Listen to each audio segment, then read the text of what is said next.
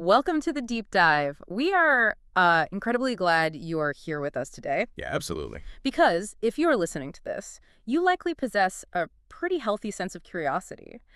And you are probably wondering how something as abstract, as complex, and frankly, as messy as learning is actually measured in our modern education system. It's a massive question. And we have a really fascinating stack of sources in front of us today to help figure that out. Right. Our mission today is to deconstruct a very specific, uniquely rigorous system. We are looking at the AP Seminar Assessment and Grading Framework. It is honestly a remarkable framework to analyze. I mean, we were looking at a system designed to determine a high school student's final advanced placement score, right, on that classic 1 to 5 scale. Mm-hmm. But the way it actually goes about assigning that number is, well, it's entirely different from the traditional fill-in-the-bubble multiple choice exams that most of us grew up taking. Exactly. To really wrap your head around this framework, you have to picture a multi-stage academic triathlon. Oh, that's a great way to put it. Right. Because this isn't a single test where you just, sit in a chilly gymnasium for 2 hours with a number 2 pencil, panic, and then you are done. No, not at all. This is a months-long gauntlet. It involves intense teamwork, solitary deep dive research, and finally, those high-pressure timed exams. It is a marathon that tests a student's endurance and executive functioning just as much as their intelligence. Okay, let's unpack this. Let's do it. Because there are a lot of moving parts, a lot of specific logistical rules, and some really surprising layers to how this grading actually functions. And we promise you, we are going to keep it completely jargon-free and guide you right through the mechanics. And the mechanics are exactly where we need to focus. Because the way a curriculum allocates its grading percentages, it reveals exactly what it values. Mm. In this framework, every single point is carefully distributed to test a different kind of cognitive or collaborative skill. So if this is a triathlon, what does the swimming leg look like? How does the student even begin this process? Well, they begin with collaboration. The first major component is called Performance Task 1, or the team project and presentation. Okay. And this makes up 20% of a student's total AP score. Groups of 3 to 5 students are tasked with identifying, investigating, and analyzing a complex academic or real-world problem. And the timeline is pretty aggressive. How aggressive are we talking? The recommendation is for teams to wrap this up by late February with an absolute hard deadline for submission by April 30th. Wait, I have to pause on that. Sure. Group projects in high school are notoriously unbalanced. You know what I mean? Oh, completely. You always have one person doing all the heavy lifting and 3 people just kind of putting their names on the final PowerPoint. How do you actually grade teamwork fairly without someone getting a free ride? What's fascinating here is the dual nature of Performance Task 1. The framework brilliantly balances independent accountability with team synergy. Okay, how so? It recognizes that in any genuine collaborative environment, you need rigorous individual expertise to fuel the collective output. It does not let anyone hide behind the group, but it simultaneously forces the group to rely heavily on each individual. Let's make this concrete for the listener. Say I'm a high school student, and my team of 4 decides to research something highly relevant, like the impact of artificial intelligence on local agriculture. What is my actual graded task? The task is split right down the middle. The first task is the individual research report.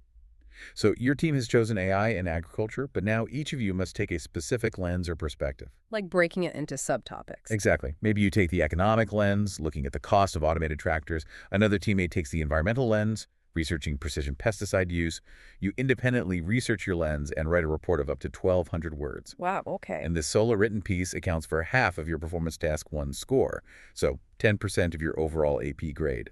And importantly, this is submitted to and scored objectively by the College Board itself. That is brilliant. It establishes a baseline of academic rigor before the messy group dynamics even come into play. You have 1,200 words to prove you actually understand your slice of the pie. Right. But eventually, you do have to bring those pieces together, right? Exactly. That brings us to the second half, the team multimedia presentation and defense. This is where the synthesis happens. Your team takes the economic data, the environmental data, the sociological impacts, and you have to weave them into a single cohesive 8 to 10-minute presentation. You pitch your collective findings and propose actual solutions to an audience. And synthesis is notoriously difficult. Taking 4 distinct 1,200-word research papers and cramming that into a tight, engaging 8-minute presentation that is a high-level professional skill. It really is. But knowing how these things work, the presentation isn't the end of the road. No, it isn't. Immediately after the presentation, you face the oral defense. Each individual student is put in the hot seat and must respond to an unscripted question from the teacher about the project. Unscripted. That is tough. Very. This presentation and the defense make up the other half of the Performance Task 1 score, representing the remaining 10% of the overall EP score. But unlike the written report, this half is scored locally by the teacher in the room. That local scoring makes perfect sense. You need a human being in the room to assess the real-time communication skills, the body language, and most critically, how a student handles the pressure of thinking on their feet during that defense question. Exactly. A rubric can't quite capture that live dynamic. When you really think about it, this perfectly mirrors a modern workplace dynamic. Imagine you are working at a consulting firm. You have your solo deliverables, the specific data sets you are responsible for gathering, but ultimately you all rise or fall together on the final team pitch to the client. You do the solitary work, but you have to be able to stand on stage with your team and defend the collective vision. It is an incredibly practical simulation of professional environments.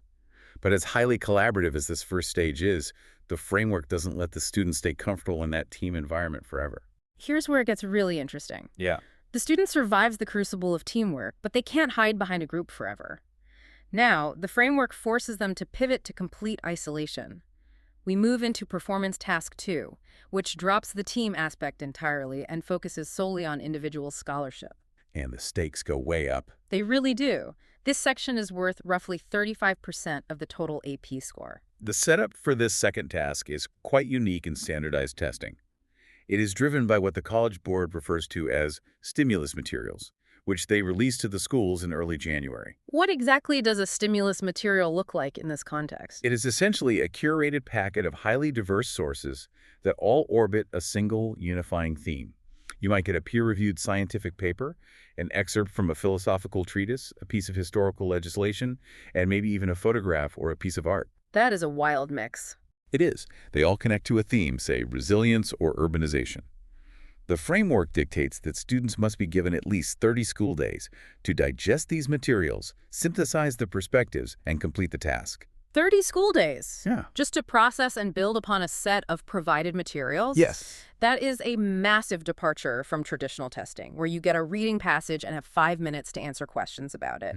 This mimics the real-world marination process of ideas, something standard exams historically ignore. Precisely. It allows for the slow, methodical development of an original idea. Yeah. From that marination process, the student must produce the heavy hitter of this framework, the individual written argument. The IWA. Right. This is a 2,000-word essay based on a research question that the student develops entirely on their own, inspired by the theme of those stimulus materials. But the critical requirement is that they must integrate at least one of the provided stimulus sources into their own argument. That is a fascinating constraint. It forces relevant application.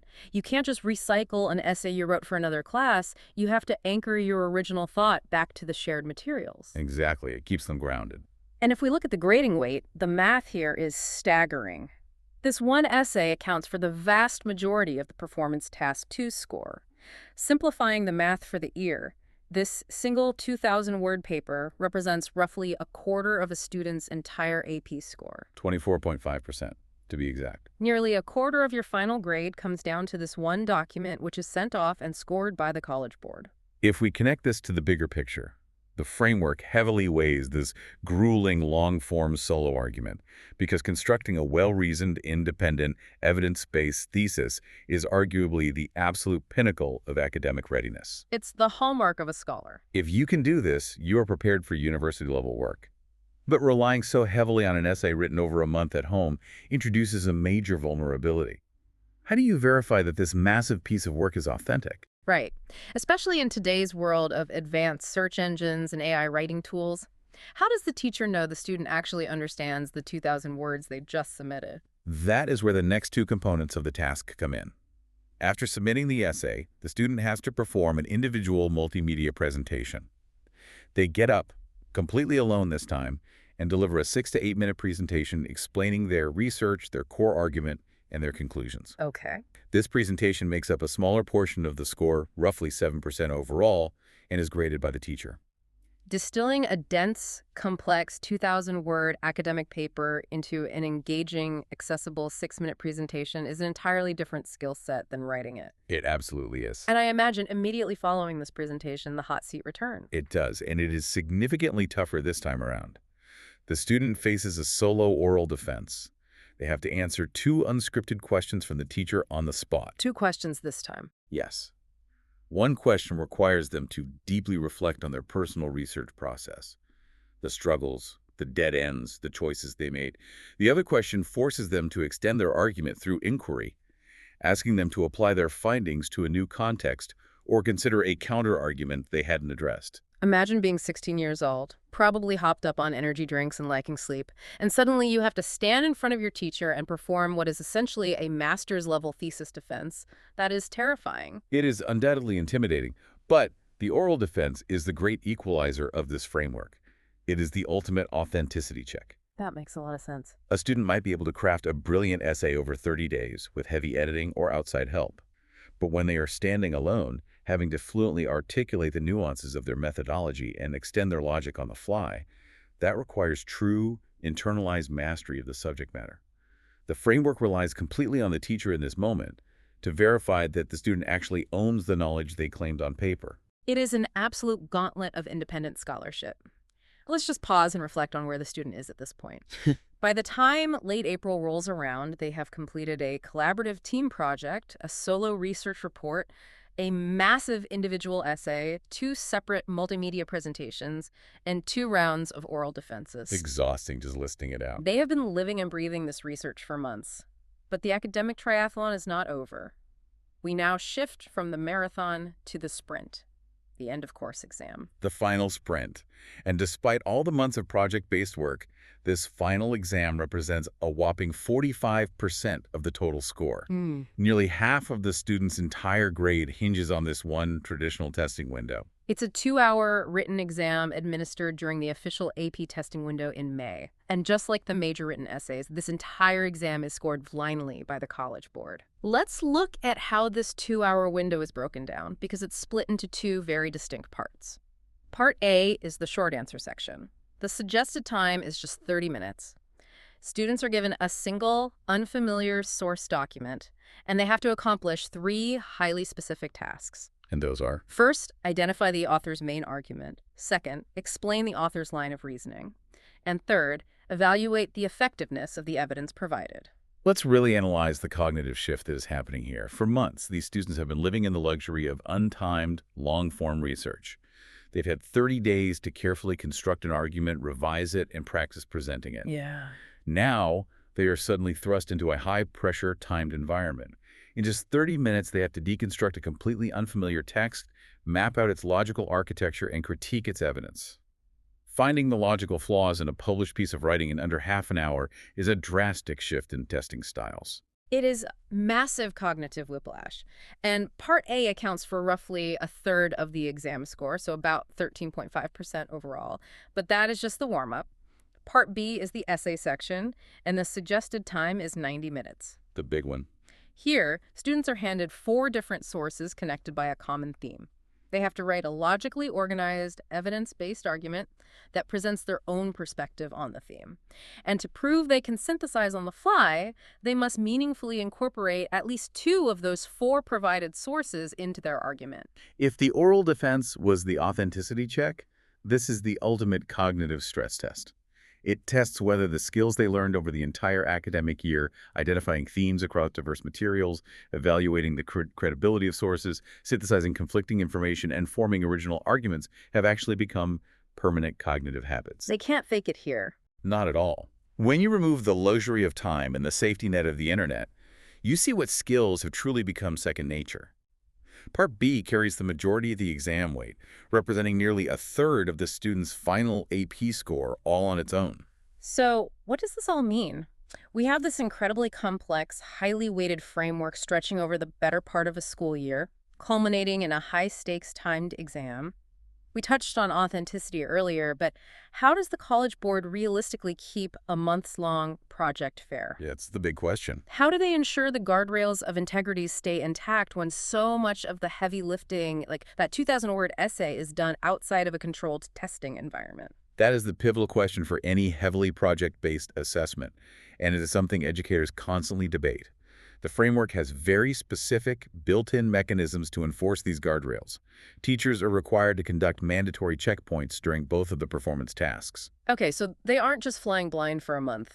Exactly. They do not just wait for the final product to be submitted on April 30th. They monitor the progress over time. They review the early outlines, they discuss the sources the student is choosing, and they observe the drafting process to ensure the work remains authentic at multiple stages. But the guardrails are more than just check-ins. The penalties for violating the rules of academic integrity are incredibly severe. They really are. The framework explicitly states that failure to properly acknowledge sources or the use of fabricated information will result in an automatic score of 0 for that specific component, not a point deduction, a flat 0. It's brutal. Imagine missing a citation or fabricating a data point on that 2,000-word essay. You would get a 0 on a component that is worth roughly a quarter of your entire AP score. It would absolutely devastate your final grade, making passing the course nearly impossible. This raises an important question about the rigorous standard of academic honesty being enforced here. Yeah. In traditional schooling, a missed citation might mean losing a letter grade on a paper. Here, it is a catastrophic failure. Yeah, there is no margin for error. It highlights that the AP seminar is not just grading what you know or how well you argue. It is actively grading your ethics, your exactness, and your fundamental respect for intellectual property. Handling information accurately and transparently is treated as a paramount skill, equal to or perhaps even superseding the ability to argue persuasively. It is a powerful statement about the values of the course, especially in an era plagued by misinformation and questionable data ethics. Let's take a step back and look at the grand summary of the journey we just took. It's quite the journey. We started with the collaborative crucible of Performance Task 1, where a student has to carry their own weight, specialize in a research lens, and then stand up and defend a unified team vision. Then we moved into the deep, solitary research of Performance Task 2, requiring a massive, multi-week independent argument and a terrifying solo presentation. And then the sprint. Right. Finally, we ran straight into the wall of the 2-hour end-of-course exam, testing the ability to rapidly deconstruct and synthesize unfamiliar information under immense time pressure. Every single percentage point is carefully calibrated to weigh different aspects of a student's intellect, and it all boils down to that single final score from 1 to 5. It truly is a remarkable piece of educational engineering. It attempts to capture the full spectrum of a student's capabilities in a way that a single test simply cannot. It really is. And the reason this deep dive matters for you, our listener, is that understanding this framework gives you a profound appreciation for how modern education is attempting to quantify true critical thinking. Absolutely. For a very long time, standard testing was primarily about rote memorization. Did you memorize the historical dates, the math formulas, the vocabulary words? But this framework proves that it is possible to standardize the measurement of highly complex, messy skills, how well you collaborate with others, how well you can build and sustain a long-form argument over a month, and how quickly you can evaluate the logical flaws in unfamiliar evidence. It is a window into the future of learning, assessment, and how we prepare young minds for the complexities of the real world. I completely agree. It shifts the focus from knowing things to doing things with what you know. And as we wrap up this discussion, I want to leave you with a final thought to mull over. Please do. Consider that absolute zero-tolerance policy for fabricated information or improper sourcing we just discussed. If a single unacknowledged source can tank a massive component of a student's grade, resulting in an automatic 0, does this high-stakes, unforgiving penalty stifle a student's willingness to take creative risks in their research?